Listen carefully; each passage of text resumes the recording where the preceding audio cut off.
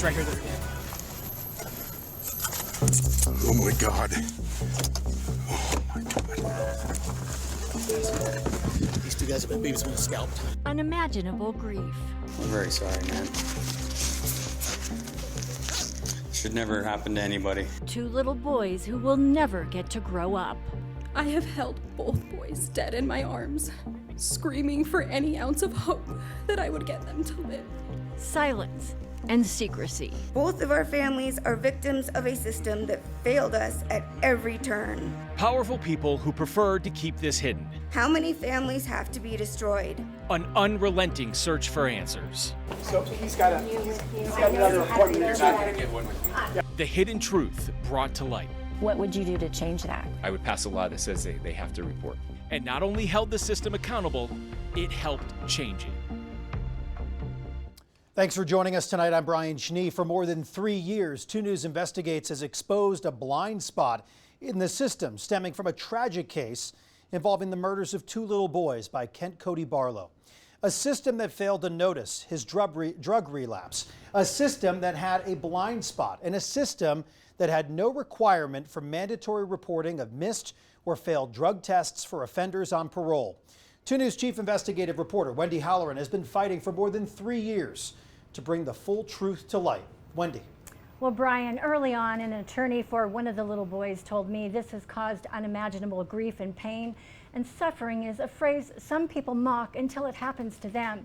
He said, it is real, all too real, every day, every night, as long as you live. We believe the work you do is valuable for this community in which we and our children live. We hope it will help make the community safer for all our children. Tonight, after attorneys for the state of Utah early on fought us tooth and nail to keep how this happened a secret, the Utah Department of Corrections and Adult Probation and Parole, under different leadership, recognized the veracity of our years-long investigation and urged 2 lawmakers to add language to a bill closing this deadly blind spot. Confirmed 2 juveniles, 1085 Echo. Don't look. Two helicopters. We have 2 birds coming so far. I called them. Bobby Ratliff, Odin's father, running frantically, his world about to be shattered. There is a possible father over there. Yep, we've got another one over here. Jeremy Jackson about to learn the awful realization. Trying to find a blanket to cover these up. Who are you? This is Dad. I am Dad. Okay. This is Dad to one of the kids. Yeah, okay. This is my wife's van right here. I've got 2 kids in there somewhere. Okay. One.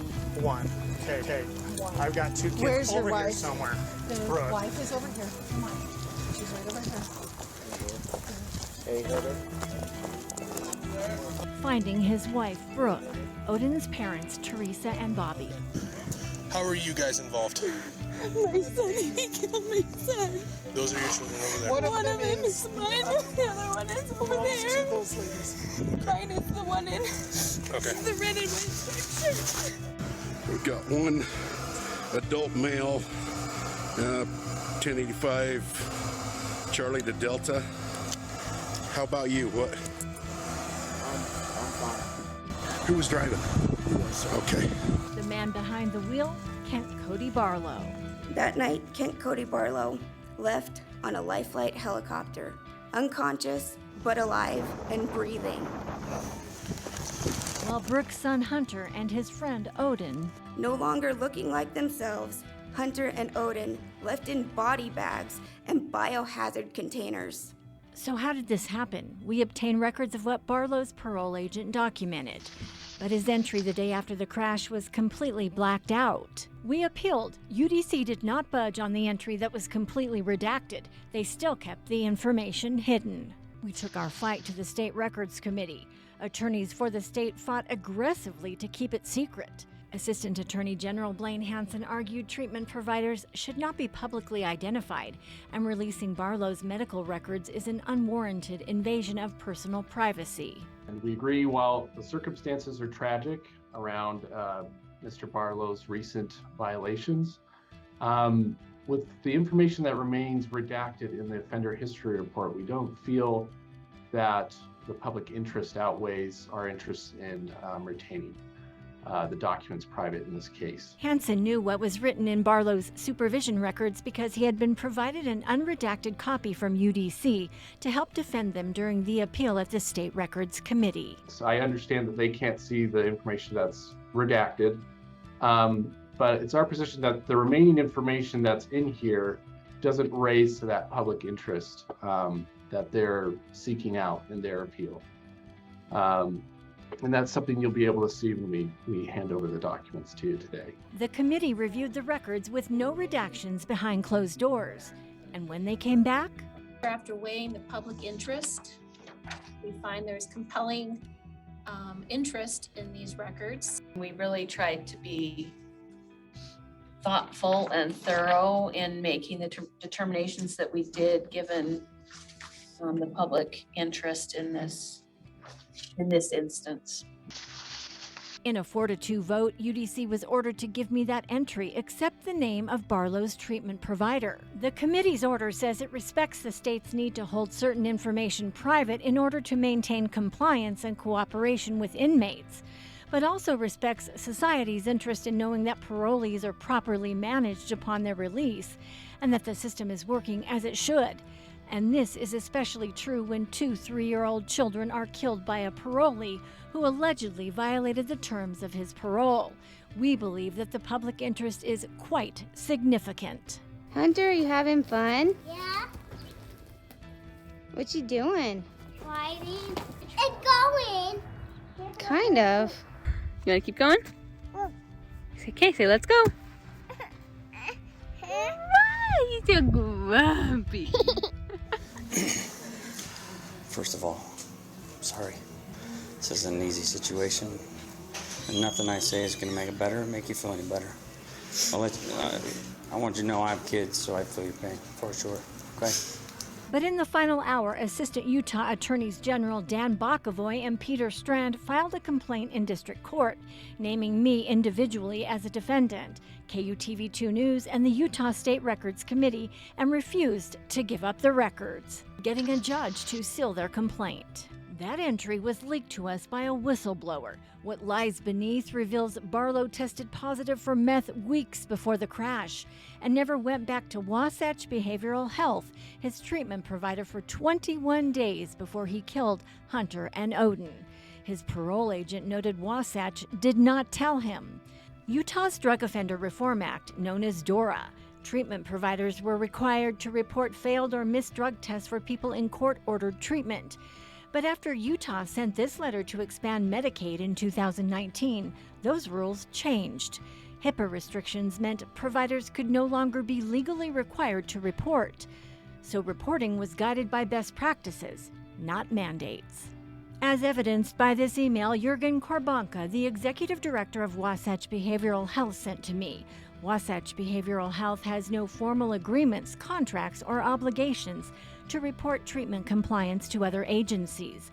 Simply put, Wasatch didn't have to, but after we exposed this blind spot, it changed to hopefully help prevent tragedy in the future. Had we been familiar with this failure in the system, we would have taken steps earlier to correct it. Unfortunately, it took this event to make us aware of it. This just requires those who are on parole or probation to sign a HIPAA waiver if they are required to do drug testing so that their parole officer knows the results of those drug tests. Third substitute Senate Bill 74 passes this body. Senate Bill 74, now law. As part of the conditions of parole, if the offender's parole is routine or random drug testing, the parole board orders the parolee to sign a HIPAA waiver, allowing the treatment provider to notify their parole agent about the results. This is a great tool to help hold those accountable who are going back into society and help hold them accountable by those who have stewardship over them. It's unfortunate that a tragic event had to happen to bring this to light, but we have fixed this issue. And that's correct. They have fixed this issue. In fact, more than 16,000 parolees and probationers have to sign the HIPAA waiver in their parole and probation agreements. APMP, I spoke with them on the leadership on Friday, and they're making it mandatory for everyone who is under supervision of APMP, regardless if they're required to have drug testing or random drug testing. Things have changed. It's a different time now that this law has passed. But before this law was passed, I was doing some reporting in the substance abuse treatment world, and I spoke with someone who is in the depths of that world before this law was passed. He was telling me he knew about the blind spot being in that world. He was very frustrated by it. So coming up after the break, you're going to hear from him before this law was passed, and then I went back and spoke with him again after the law was passed. You will hear his reaction when we come back. Welcome back. During the beginning of Wendy's investigation, I was reporting in depth on substance use issues as part of Addicted Utah. I learned that experts in the treatment space, the substance abuse treatment space, were aware and even frustrated by this blind spot. Back in February of 2023, I spoke with Jared Ferguson. He is with First Step House, which is a treatment provider that's not affiliated in any way with this case.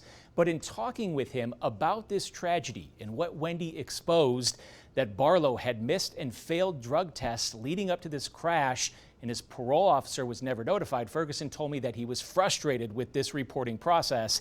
Here's what he told me back in February of 2023. It's definitely a blind spot in the system. Right hand talking to the left hand is the ideal.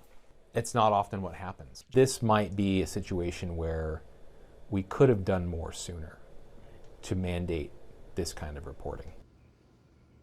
So that was a couple years ago. Now, more recently, I caught up again with Jared just a few weeks ago after the law to close this blind spot was changed. Here's what he told me. When you found out about this, what was your thought? I was super happy. I was glad to see that the attention that had been brought, to this issue influenced change. Do you think something like this could save lives? Yes, and I think it would have saved lives if we had previously closed this loophole, no doubt. To that positive outcome, do you think something like this could save lives? Yes, and I think it would have saved lives if we had previously closed this loophole, no doubt. The right hand gets to talk to the left now on a very serious issue. Anytime we can close that gap, I think we see improvement. And close the gap we have in large part thanks to Representative Melissa Garf Ballard. Thank you very much for taking a few minutes to join us right here. So you just heard what Jared had to say. When you hear someone that's in that world talk about the right hand was not talking to the left, but now it is. What's your takeaway? I think that's government and citizens working at its best. And I have to thank you, Wendy, for your incredible investigations and also your extensive reporting on this. Because had you not interviewed Jared, and Jared had the idea and understanding what the issue was, Wendy, you have been able to bring it to light and help legislators to know where this blind spot or this gap is. And that really is what we need as legislators is you are the eyes of the community. You know what's working, you know where the challenges are, and that's the best part of legislation is we get to come back and make it better. But your ideas and your investigations are just crucial for helping to keep our community safe and making things better. It was definitely a tough slug, years-long investigation, fighting for the truth, and we finally got the truth, as awful as it was. What would you like to say to the families of Hunter Jackson and Odin Ratliff who have suffered this devastating loss? We want the community and all of our state to really have Odin and Hunter not be forgotten through this change in our laws, because it's not a perfect system, and those who are out on parole we want them to be successful, but being able to identify when those who are on parole are not meeting the requirements, that accountability is crucial. So our hearts go out to the families for having to go through this, but I want their families to know that it means a lot to us as legislators for us to be able to have these investigations and these problems brought to light so that it doesn't happen to other individuals. And that part of keeping our public safe is of utmost importance for legislators and for neighbors alike. And so we're so sorry that this happened to your families. Yeah, Representative, you've been a lawmaker for 8 years now. You're an advocate for criminal justice reform. Kind of walk us through some of the steps about how you heard about this, how you found out about it, and your involvement in getting this law changed. Actually, a great friend of mine had an unfortunate incident happen to her daughter, and she introduced me to Wendy because this dear friend of mine, her daughter was in a terrible, tragic accident where she had to have her entire face reconstructed, lost the use of her right arm, had to rethink what she was going to do for a profession, all because someone who was let out on parole was not being monitored, and they didn't even know that he had left the facility that he was assigned to be in.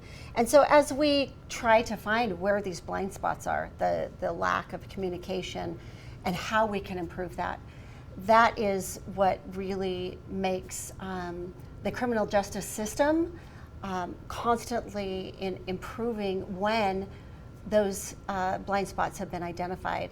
And so I appreciate my dear friend introducing me to you, because it's really helped me to see the incredible investigative reporting that you do here at Channel 2 and your work in helping to bring to light for legislators where we can make changes that make a difference in our public safety. And it seemed like it moved through very quickly. Once it was introduced, you told the floor what this does. There was really, it passed right away.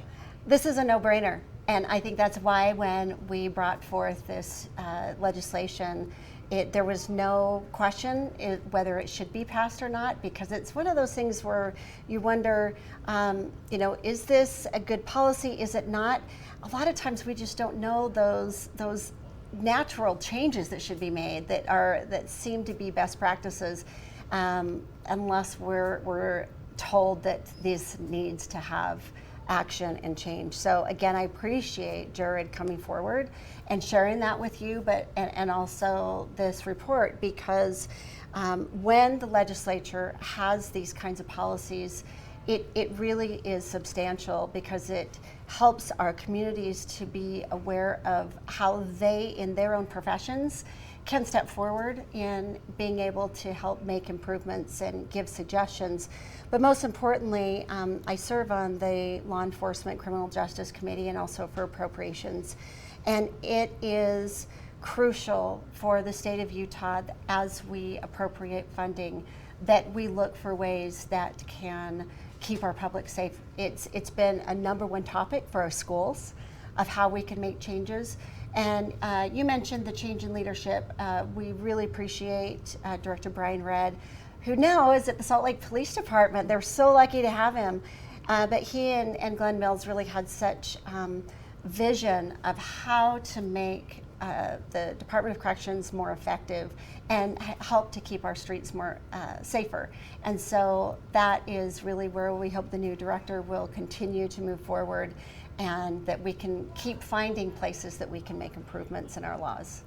We definitely had some transparency issues early on, as you saw with the redaction of those records, and then the fight at the State Records Committee, and then they turned around, UDC, the Attorneys General, and filed a complaint against me, KUTV 2 News, and the State Records Committee, and they wanted a judicial review of that. And that was in the 11th hour. They had 30 days to produce the record, and that was on the 29th day that this happened. And we were very fortunate, because there were so many people working internally for the system who thought this was wrong and helped, and they wanted to correct it as well. So I wanted you to know that. Well, I appreciate you sharing that also with the public, because sometimes leadership has great intentions, but it takes asking important questions to be able to make things more accountable and more transparent. So I appreciate that you continued in pursuing that transparency. So thank you. And the change has been made. Thank you very much for your time and You're your welcome. context Thank you for around having this. me. We do appreciate it, and we'll be right back.